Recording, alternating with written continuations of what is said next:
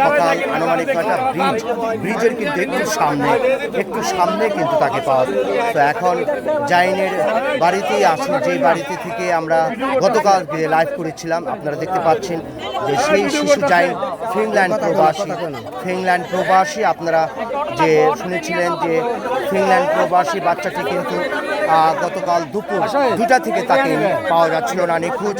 এবং সেখানে ডুবুরি টিম কিন্তু অনেক খোঁজাখুঁজি করেছেন এবং ডুবুরি টিম কিন্তু সে অক্লান্ত পরিশ্রম করে তাকে পাওয়া যাচ্ছিল না। কিন্তু তারাও কিন্তু এই ভাষা বলেছিল যদি তাকে পানিতে ডুবে তাহলে তাকে পাওয়া যাবে 24 ঘন্টা পর।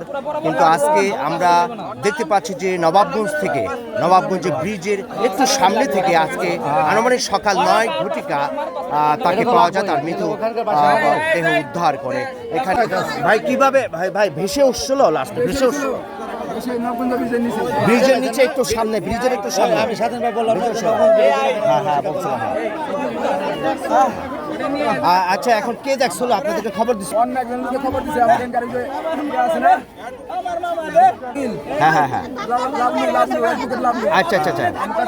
আচ্ছা ঠিক আছে।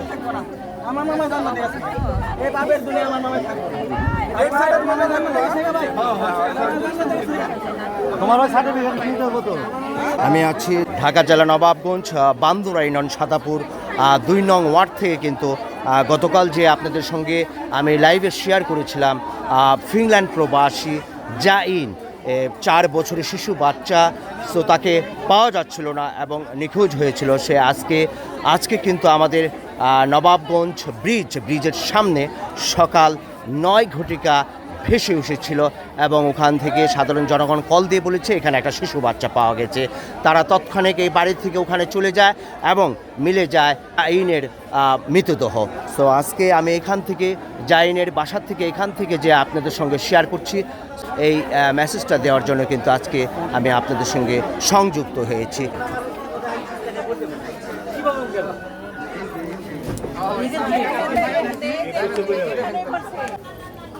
দীর্ঘ 60 বছর আগে যার সাথে আমি পড়েছি, আমার বান্ধবী হেনার নাতি,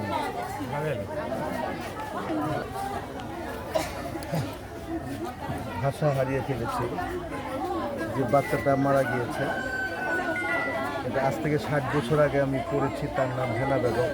আমি এসে জানতে পারলাম যে হেনা বেগমের মেয়ের ঘরে ছেলের ঘরে নাতি।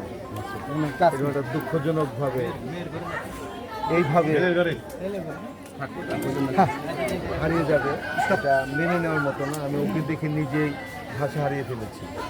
কারণ একটা শিশু বাচ্চা, যার আগত ভবিষ্যৎ কি আল্লাহ পাক জানেন বলে এই সেকেন্ড থেকে তার ইতি নিয়ে গেছে, তার খুশি, এখানে তো কারো কিছু হাত নেই। কিন্তু আমরা এই বাস্তব সত্যটাকে মেনে নিতে পারি না, তাই দুঃখ প্রকাশ করি।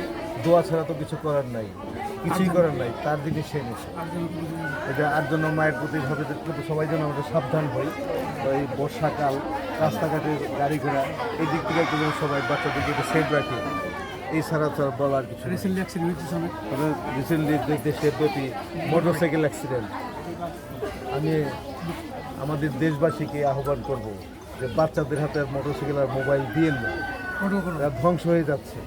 আপনি একটু কন্ট্রোল করেন। আপনারা কন্ট্রোল না করলে কে করবে? কার সন্তানে কে গাড়ি দিয়ে সে শত্রু হবে? কেউ করবে না। যার সন্তান তারা যেন আপনি সাবধান করি, আমাদের আগত ভবিষ্যতের জন্য। ধন্যবাদ।